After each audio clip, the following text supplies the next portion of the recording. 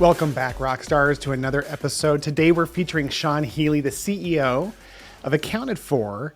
But this episode, guys, is so fun. We're talking about leadership development and how we develop independent leaders. And the name of this episode, I don't know what it's going to be yet. I'll probably have it figured out later. But it's basically discussing the F word in business, which is failure.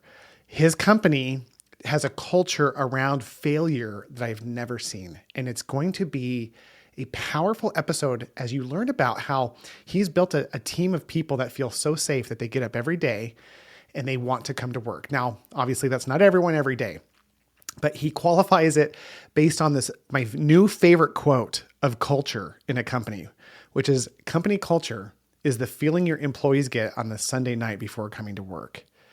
Man, does that hit me hard in this episode. And he talks about how we eliminate all the resistance in our employees' lives by making failure something we celebrate.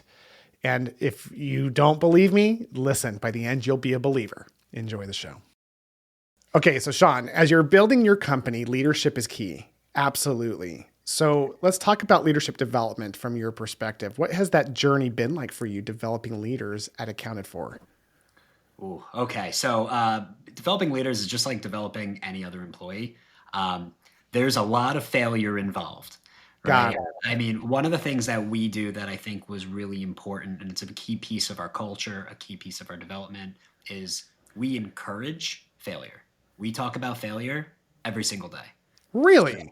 When we kick off our team meetings, we do team meetings Tuesday, Wednesday, Thursday. So I meet with my leadership team every Monday just as a kickoff strategy. How is everything in each department going? Tuesday, Wednesday, Thursday, everybody jumps on a quick call. We go, what were our successes? And we let everybody talk from bottom up. What were our failures?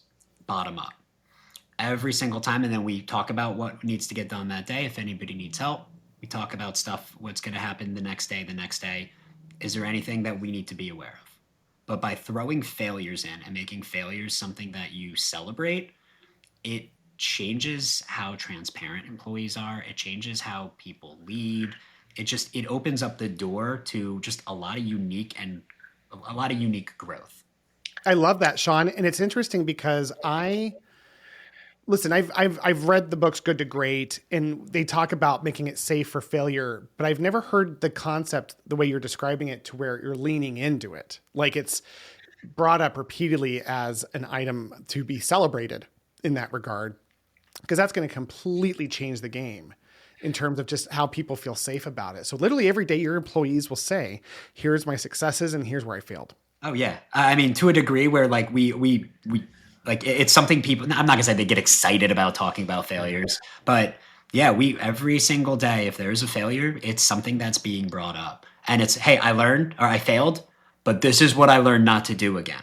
Now, obviously, if somebody fails the same way every single day, you have to go about it a little differently at some point. But overall, a lot of times the quickest way to learn is to fail, right? You need to put certain safety nets. You have to have checks and balances, right? A failure can't drastically impact a client, but doing something incorrectly and knowing you have the right checks and balances, I want my team to come and try new things. I want them to fail because when they fail, they're going to learn and they're going to grow faster than everybody else. Like if you're willing to put yourself out there, it's the easiest way to grow as a professional. Well, there's probably no other way to grow, right? There's like, one of my favorite mentors once told me a story about someone that made a mistake that cost him tens of thousands of dollars. And the way he handled it, he told me this, and he wasn't bragging. He was just and he's a huge success. He has multiple hospitals, not like, Okay. like he has hospitals plural. And he told me, he said, this person made this mistake, but I knew, I knew they were trying their best and that they were very competent. Otherwise, they were taking on something new, very challenging. And it resulted in this massive failure. He put his arm around them and go, well, that was the best money I've ever spent. And this person in tears is like, what are you talking about? And he goes, well, I have to pay to learn, and I either pay coaches or I pay companies or consultants or whatever. He goes, or I pay through experience. And he goes, now I have an employee who knows how to handle this the right way. He goes, that's in the end, that's going to make me the next $1 million. And I can only imagine, Sean, how your employees feel when they're not only just safe to share it, but they have a leader that believes in them enough to put their arm around them and go, good for you. Good for you. Let's celebrate that fact. You have to live up to it too. Like when somebody makes a failure, you have to stop, and leadership has to be aligned, right? Because there's I forget what the book was, but they say that culture is kind of what your direct team is, your direct team. So in larger companies, managers play such a key role in culture, because if the company might have a good culture, but if your team doesn't, then that employee's perception is that the company doesn't have a good culture. And when something does go wrong, it's taking a deep breath and it's reminding yourself that this is a learning experience. And there's positives of when you create that type of culture, I found. If something goes wrong, I want to know about it quickly, right? I don't want somebody to be so scared that they're not going to bring something up, especially in the finance world. If something goes wrong, like you need to know about it and get on top of it right away. Now, once again, there's a lot of processes and we put a lot of double checks in place. So it's very difficult to have a catastrophic failure, right? But especially when accounting firms there's constant hacking attempts and there's all these different things that can go wrong. Having an environment where somebody's like will immediately bring it up to you or really immediately bring it to light, it just gives you the ability to do something about it if and when that scenario happens. Well, yeah. And I think that there's this inherent accountability that culture creates when you make it safe for people to promote their failures, because first of all, failure is the ultimate F word in business for a lot of companies' cultures, meaning they don't talk about it. They don't want to look at it. Their employees are constantly just trying to like up manage their direct reports by showing them all the great things that they've done without, hiding and putting under rug every little thing that's done. Yeah. But what the problem with that is that it promotes even good people to becoming unethical and out of integrity in how they act. Because integrity isn't good or bad. It's just the balance of those things. So if we're not providing the failures and mistakes to our direct reports, then we're not telling them the whole story. And I've learned in my own companies, then you get a culture, especially in remote companies, of people who start snowballing and they start watching Netflix and hiding it. And like, there's a difference, I think, in failure between effort and rebellion. Like failure is where they're just not trying. They're trying to cheat the system. Oh yeah. Effortful mistakes is like what we should love and nurture and show nothing but kindness and mercy on the way that you do. But I think intention, right? It's the intention behind it sometimes. Like, yes. Have you ever had anyone like come clean on like other stuff? Like, yeah, I checked in, but I didn't do anything. I don't know. That probably doesn't show up in a team meeting sense, but have you ever had employees do that? So, I mean, it's a good question. We do one-on-ones. We try to keep teams in groups of 6. We try not to get over that. And when we find that it's hard to manage more than like 5 people at any one point in time. Right. Got it. We do one-on-ones each week. And I think sometimes there's times where you see something's going wrong. And because you're okay with talking about failures, you kind of wait for them to bring it up, even though you probably have a good idea that something's going on. There's been a few times where, you can see something's happening and you can call it out. We try not to do it in an attacking way. We don't want anybody to get defensive. So one of the biggest, I think it was Brene Brown had a good quote. And one of my employees brought it up to me saying, hey, I think this is a better way for us to communicate with our team when it's something emotional or when we need to call something out. It's the story I'm telling myself is this. And so what you do is you say what you're thinking, but you throw the story of what, the story I'm telling myself is, because this is what's in my brain. Yeah. The story in my head is that you are busy and You start describing the subjective, unproven facts in a way that like helps them feel like there's some safe distance from it. And a lot of times you'll start to understand that, there's something happening. Hey, I am getting a little lazy. Hey, I don't know why, but I've been waking up a little late, or I've just been really overwhelmed, or I just haven't been happy recently. And you can kind of get past that smoke screen and you can actually just have a real conversation with the person, figure out what's going on and see what you can do to help. Once again, it comes down to intention. You have to, the goal is if you're going to put somebody on a performance plan, it's not to get them out of the company. When you put them on a performance plan, it's to help them perform and make sure you're giving them all the tools that they need or support that they need to be a top performer. Yeah. I love that. And I love the way that you described this. One of my previous guests said something that has stayed with me. It was the idea that we want to give our employees the benefit of the doubt is one of the greatest techniques we can ever do. Now there's a difference between that and not like being firm on what's right and having those hard Avoiding conversations. confrontation. Yeah. Right. Oh, they're probably just tired. It's like, no, I'm going to talk to them about it. And we're going to talk about the outcomes objectively. Like, hey, this isn't being met. We're not skirting around that issue. But what we're saying is, hey, listen, I don't know what's going on, but I trust you. I sense from you something else might be going on. And I really want to help you with that. Because I had one employee once, Sean, that we were missing money from our cash pay bin at the beginning of at the front of our desk. And every week we would just notice $10 was missing here and there. And whoever was didn't know that I was aware of it. And so we started tracking it. I was trying to catch the person. I did. I eventually caught the person. And when I confronted this individual to fire him, I was pretty just black and white about it. I wasn't a jerk, but I just said, "Hey, listen, this is done. We're finished. I saw you stealing from me. I know you're stealing from me. We're finished." And I said, "I won't call the cops if you just walk away right now and I never hear from you again." And he came back to me 3 years later, and he showed up at the door. He's like, I was desperate. I want you to know I'm sorry. I'll pay you back. I was desperate. He kind of went through it. And I just thought, wow, even when the most heinous acts are being done, there's a human element to it somewhere. Rarely, I think, do people act out of pure malice, even though I do think that does happen sometimes. So the idea that you guys make fear, you take the F word out of fear, and you allow people to look at failure as part of this natural organic journey. So I know we've talked about the extreme version of people like failing because of rebellion or like stealing, but I just think it's nice to balance that, because in your team, people are able to do that. So what's the result for you? What have you heard from the team that you've worked with about that in terms of how they feel about talking about their fears? I've gotten nothing but positive feedback on it. I think initially it can be a little difficult. And mind you, our clients, we do this, we have the same conversations. So when we meet with our clients once a month to talk about finance, like we also ask, what were our successes last month? What were our failures last month? It's meant to drive self-awareness, right? And it can be a little uncomfortable in the beginning. It's a muscle that you kind of have to like utilize, right? But once the team starts using it, what I find intriguing, and when I know that it's starting to work, is when I do a one-on-one, I ask what the failure was or what the success was.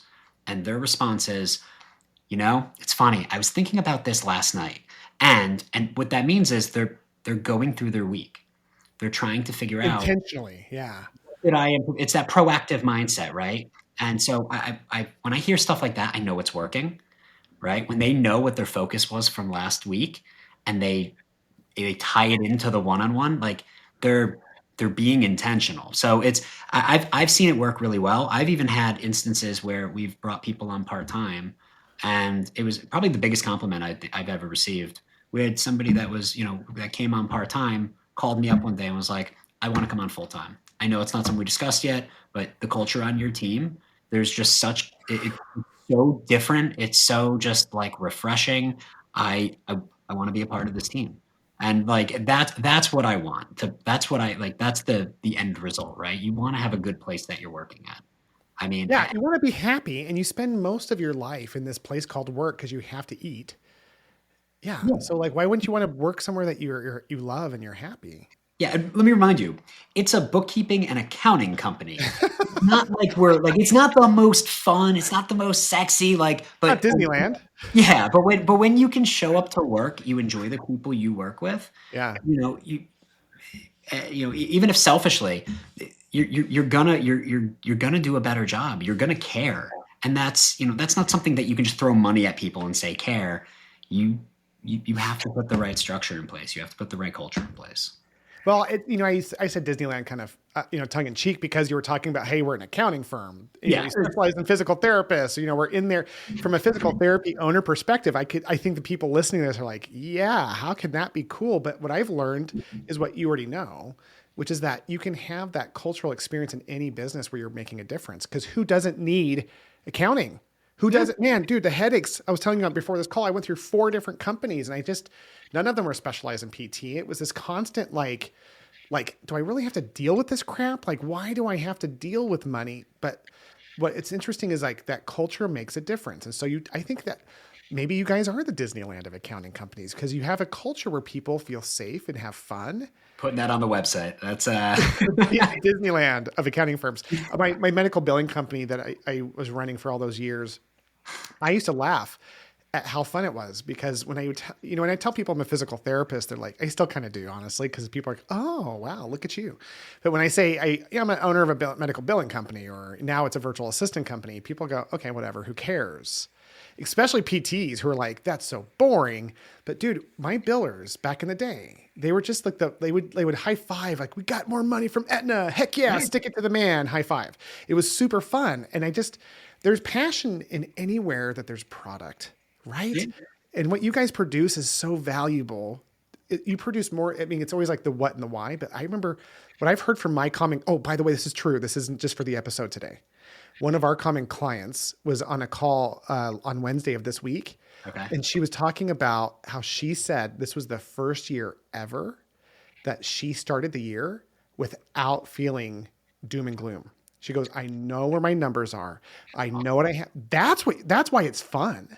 Because it's not about the numbers. It's about this therapist owner who's amazing, by the way, super talented, taking fear and pain away from her and encouraging her to go out there and grow her practice and change people's lives. Dude, how cool is that? Oh, it's great. I mean, on some of the feedback we get from clients, it's I don't even understand how we get some of the compliments we get. And mind you, I'm not saying we're perfect in any way, shape, or form, but I'll hear from like some of our clients being like, I can't tell you how much I appreciate your team. Or like when it's compliments on my team, I take that to just like it's the ultimate compliment. Because And that's who you're focused on, is developing your leadership team. Yeah. yeah, well, I'm also very fortunate too. Look, we can talk about the culture, but you really need good people. You need people that are bought in and care, Yeah. and you need legitimate people to like that can really take the company to the next level. And Totally. they uh, they have the hard job. I work for them. Like they are fantastic. I'm extremely lucky for every single individual on our team, and they're the reason that it all happens. So. I gotta say, my favorite thing about hosting this show for me is that I feel like this is like 100% about me learning. My audience, of course, gets to come along for the journey that I get to go on personally every time, because I get to experience people like you, and I get to get it from different angles. So the thing I'm going to share is that I was filming another episode with a PT owner who had 20 locations that he built in 6 years, 7 years. Oh wow. And the way you two are similar, it's like, so he said the same thing that you said. It's like his focus, he didn't say it in the words that you did about working for the team, but he said is like, when I mentally shifted from, I'm not about my patients, but I'm about my leaders. And I'm about making sure that they get the best experience possible, that I can help them grow. And yes, I pay them well, but he said the same thing, almost word for word, about you can't pay people to care. Oh, yeah. It's like what you can't, but you pay, but you still have to pay. Like that's the problem, is that like that's a component, but it's more than that. It's like an experience. It's about growth and all the things that you just talked about. So it's fun for me because I get the different learning of it. It's like, okay, so how am I doing that? And Rockstars, how are you doing that with your leaders? Whether you have one location or you have 80 locations, like what are you doing to help pour into your leaders? And so that's a great, and I think everyone has a different answer. So the big thing that you mentioned at the beginning is this idea of taking the F word out of fear. Obviously, that's one way that you grow your leaders, is by helping them learn to grow in the organic way. What are other things that you do to show your leaders that you care, or build them to grow them? Like all the things that you think about, like what do you do, Sean? So I'd say one of the other things that I try to do is I am always asking them what I can do better. Wow. So So you model feedback. yeah, I mean I want to know Hmm. if there's something in our company that needs to change or needs to improve, and if you're not going to change yourself, how can you expect everybody else to? So Hmm. I try to get as much feedback as possible. Now, mind you, it doesn't mean that we're going to change every time we get a piece of feedback, right? Right. There's key things. You have to know when to say no. You have to make sure that certain things align, certain things don't. But I think a key piece of it is you have to accept the feedback, but you also have to trust them to make decisions. I mean, I'm sure you're aware of this, and anybody that runs a company knows how hard it is to delegate and knows how hard it is to trust other people with maybe taking the wheel and maybe going in the wrong direction. Uh, the amount of times that I've let my team make a decision and I just backed them. Hey, let's see how it goes. All right, like I might not agree, but I think this is a good opportunity for us to learn. And a lot of times what will happen is all of a sudden things get that much better. And just trying to make sure that you have a good understanding and a good gauge for what they need to be successful. Like, perfect example, we've done Culture Index. I don't know if you ever heard of Culture Index. Very familiar. Love it. Okay. I thrive in chaotic environments. Every single person on my team works better in structured environments. Yeah. I am not good at building structure. So I've mind you, now we have a lot of structure. It's something I had to put a lot of time and energy into getting better at, but I didn't do it all alone. It was the team. It was constant feedback. It was, how do we improve this? Even when someone was working, could it work better?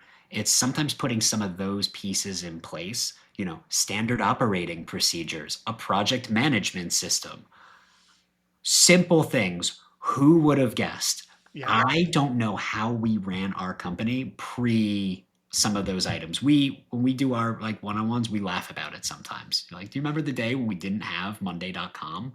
Like, it's, those things go a very long way. But you got to ask the question, you got to be open to it, and you need to prioritize what's the biggest thing that I can impact in my company. Because as a leader, your job is to target the biggest thing that's going to drive the most change. And that has to be your focus. You have to do all the other jobs too, but it has to be your focus.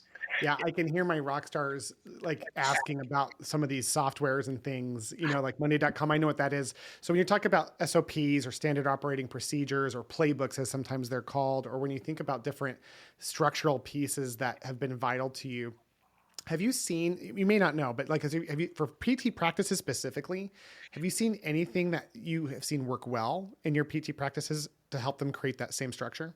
Oh, absolutely. Cadence of communication with your team. Number one. What do you recommend? Like, what do you think? I think that everybody should have at least a one-on-one every single week. Even if it's a 15-minute one-on-one, it should be a quick check-in, same structured meeting every single week. Nothing gets scheduled over one-on-ones. So a manager meets with their team, you meet with your leadership team. If you don't have a weekly cadence, you're playing the game at a disadvantage. How do you, what's the structure of that one-on-one, that 15-minute one-on-one? So we use something similar to an action review. So the action review is very similar to action review is what like the Army, the Navy use. It's what usually high performing teams use. What went well, or what was the focus? What went well? What didn't go well? What's the focus for the next week? Or the way we do it is, as I mentioned earlier, what was your focus? What were our successes this week? Where were our failures? What's our focus this coming week? Oh man, so it's very like results driven. It's very much like, because we could talk. So how you doing? Oh man, I just woke up kind of in, it's like versus like what went well, what didn't. Where was your focus? What went well, what didn't, and where you're focusing on now. I love that because it gets to that point. I don't think it needs to take a lot of time. No, we do 30 minutes where I do 30 minutes with my leadership team each week. My managers do it with the account managers each week. And as I said, sometimes it is just like this was just a bad week. I had a bad week. And it's like, okay, that's okay, right? What can we do to make sure we're set up for a good week next week? You can kind of take that step back and try to remove some of the emotion out of it and just what's in our realm of control, right? Like some of those simple things that you read in all the 100,000 business books or leadership books. It's just asking those questions sometimes and just putting it into a very good structured format. It just keeps you on the same page with your team. And when you fall off, it's like a highway, right? When you get off the highway, how quickly can you get back on? Right. I like that because you started with meeting rhythms for structure. When people leave a company they don't like, what's the number one cliche thing that everyone says? Oh, yeah. they were communication was horrible. Like, yeah. So what's the one way to change it? Communication. And I would argue, Rockstars, as you're listening to this, if you're struggling somewhere in your business, maybe there's a probable out point in your company around communication. And I love that thing that Sean just highlighted, this one-on-one structure that allows you to connect. What else would you recommend, Sean? You're on a roll, bud. No, just some standard operating procedures. If something as simple as before somebody walks out of your office, are we scheduling all the meetings for the rest of their plan of care, right? Is there a something tracking how many people are walking out the door without scheduling all 14, 16, 18. Are they just scheduling the next two and then leaving? Those little things go a very, very long way. If you want your billing team to do something, do you have those processes written out? You know, because if all of a sudden if your employees are coming to you asking question after question after question, and you're giving the same answer after answer after answer, you are wasting time. You know, it could be something as simple as, did you look for the standard operating procedure yet? Did you look for the SOP? Oh, there isn't one.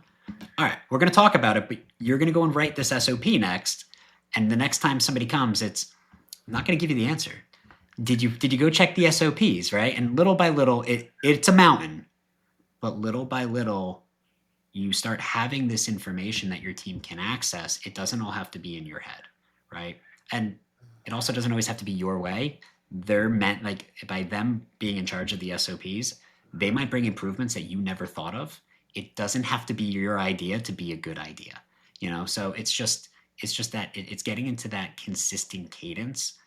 It makes a world of difference over the course of time. It's going to be annoying for a week or two, well, for a couple months, but little by little, you know, people become more self-sufficient. The information's already there. You know, it's just, you start to see some incremental improvement that way. I like the way you described development and living of SOPs as a habit development. I like that you describe it that way. It's almost like that'd be a great book title, right? The habit of SOPs, because people think of it as something that they have or they don't. They don't realize they're living documents that are meant to be collaborated and created by the people who are running them. And the way you describe that development of that frustration, from personal validation of what you just said, when we did our when we grew our physical therapy practice, when we started getting multiple locations, that's when we started SOPs. Interesting. We called them playbooks, like the PT playbook, the front desk playbook. Oh, but fantastic. Yeah. And they were just SOPs. And it was so funny because eventually when we sold, one of the big things that shocked me was that the SOPs were part of what they were buying. It was like that, yes, they were buying the revenue, but it's the systems that they care about next to the revenue, because the people are variable. And yes, they do care about people, but they were third in the mix. So when I started one of my companies after selling, it was weird. I remember we were starting and it was like, okay, let's write this down. Where are we putting our Google Doc? Because in the early days, we didn't have softwares like Trainual, if you've heard of those guys. Yeah, so there's software you can use right now and I'm plugging Trainual for those of you who are like, where could I go to help do this? Trainual teaches you how to create SOPs, and it creates a centralized platform that even tracks people in their training. So when you have SOPs, you can see if they're answering the quizzes right and if they've done the training. But in the beginning, it was just a Google Doc, and it's just like you start writing, okay, I figured out a problem, write it down. And it's such an annoying step every time, Sean, for me. I'm like, oh, I have to write this down. But like when you get in the habit of it, you stop thinking about it, because like you said, then you start scaling, and then it's just they're all doing it with you, and that document gets created. So I love that you describe that habit of SOP creation as a stability factor in your leadership team. Now, let me be clear about something. I did not write all the SOPs. No, your team did it with you. And I don't recommend, especially owners, like, I think they say if you are a visionary type, like doing some of that type of administrative work, you're not going to do a good job at all. And also, there's a concept called the curse of knowledge. When you know so much about a certain topic, most people don't even know the foundation that all your knowledge is built on, right? So what happens is when you write an SOP as somebody that's been so in the weeds and knows it, you skip like half the steps. And if somebody goes to try to repeat it, they're like, this is not in English, right? Simple isn't simple. Right. So having somebody that, especially if you're newer, if we have our people when you're newer, go into a new client, read the SOPs. If they don't make sense, go put them into English, right? Go figure out those missing steps. And once again, it's not something you write and you're done. It is a constant evolution. It will continue to change. And to your point, it has to be a habit, and it has to be something that, you know, even your managers, your leadership, somebody's going asking questions. Is there an SOP? Like, you know, you have to be consistent about it to really get traction over the course of time. Great share. Thank you so much for sharing that. Okay, so kind of reviewing, we were talking about structure that you were able to create that supports your team, which is part of that structure is an element to the bigger discussion we had about creating a culture in your company for your leaders that they love. And so you have this meeting rhythm, which are personal humanizing check-ins. You have the that are results driven. You have the second component of systems operations and other things. It may not be structure related, but if there is, I'd love to hear about it. But what else do you do for your leadership team to help you develop that culture where they feel super safe in failure?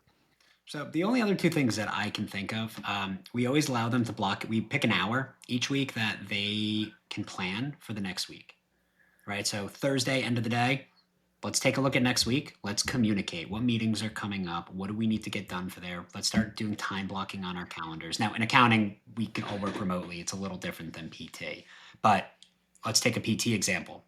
If every Thursday your doctors took a look or your clinic directors took a look, what visits, how many visits do we have next week? What days are we missing? Do we have gaps in the schedule? Do we have specific people that there are gaps in the schedule? You can do something about that all day Friday, or you can plan, hey, we want you to go do some marketing. Go do it at this time because you don't have patience, right? You can look proactively at the next week and make little decisions, right? Yeah. The other thing is just giving people permission to say no. I think it can be very easy for, at least with my team always wants to try to help. So if somebody asks for help, they'll volunteer, even though they might have 10 other priorities that day. And the one thing we really try to continuously, it's constantly giving them permission to, you own your calendar. The clients that you serve, you own those accounts. If there's something that's more important, don't put something urgent before something important, right? I'd rather you delegate. You have permission to delegate. You have permission to say no. If I tell you to do something, I'm like, I need this done. You can turn to me and say, I don't have the time for that.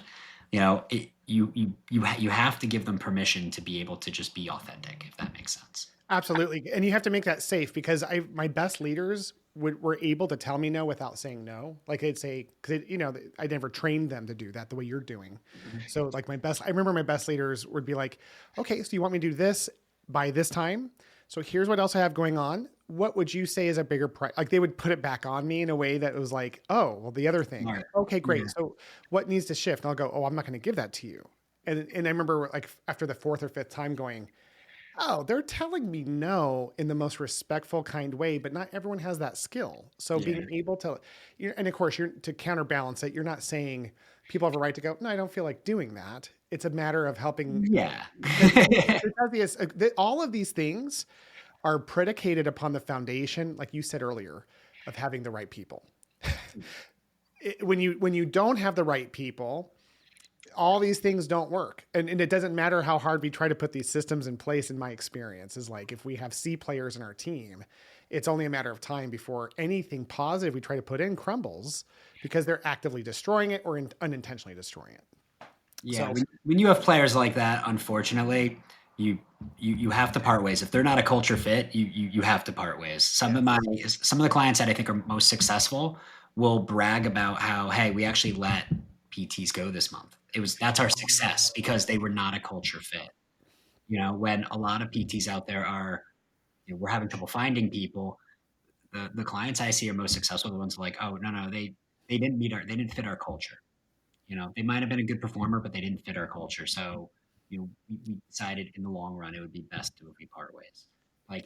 That's a sign of you're going to do big things. Because that's the hardest thing to do, right? Is to hey, especially in the service-based industry where if the owner fires a therapist, their world gets worse in terms of time, not in terms of quality though, because getting rid of the other person is much better for quality, but there's a definite increase in who's going to take those patients and all that. And I love that you say that because I think one of the most courageous things that we could ever do is take a stand for what our values really are about by firing people who aren't a fit. Oh, yeah. So I think a lot of people listen to episodes like this looking for that trick. Okay, my leadership isn't totally dialed in. Okay, so Sean's talking about stability. Let's learn more about the SOP thing and all these things. But at the end of the day, those are the structures, those are the pillars built upon that foundation of people that you mentioned at the beginning. Yeah. And no one ever is perfect at this, but your team, I can feel it, has this like core culture of like, they probably even help eliminate those people because of your company culture. Like if someone joined who wasn't a fit, your whole team would probably catch it pretty quick. And even You stick out like a sore thumb. yeah, I that's mean, awesome. which is great, which is exactly what you want. But it's on them to look as our company continues to grow. It's on them to make sure that like the culture stays the same. It's on them that when somebody has a failure, that they don't get, when they get promoted to be a manager, you don't slap somebody on the wrist. When there is failure, you're not, you have to live by it as well. And if I ever hit a point that I stop doing it, it is your job to tell me that I am doing something wrong and that is not in line with the culture. And I need to look in the mirror and make a change. You need to have that just that you constantly talk about. Otherwise when you grow, culture is one of the first things that tends to go, unfortunately. Unfortunately. Yeah. And everyone's like, well, how do I know if my culture is not in fit? Well, I always tell people like, hey, if you don't like getting to work, no one else is going to work happy either. I heard a great line. Culture is the feeling in your employee's stomach on Sunday night. Oh my gosh. That's the best quote on culture I've ever I heard it and I was like, I will never forget this one liner. I got chills, man. Cause like I was just with my son on Sunday night. They were going back to school right after Christmas break. Yeah. And they were having their Sunday night blues.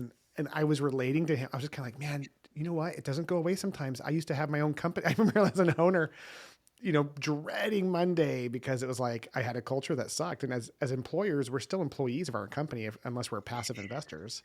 So we kind of we have our cultural index of our own in our stomachs, don't we? Like those Sunday nights. You're definitely a prisoner of your own company at times, but you're a prisoner of your own making. So it's we've all had that job that we've had that like pit, and it's and sometimes it's just asking the team like, do you get the Sunday scaries?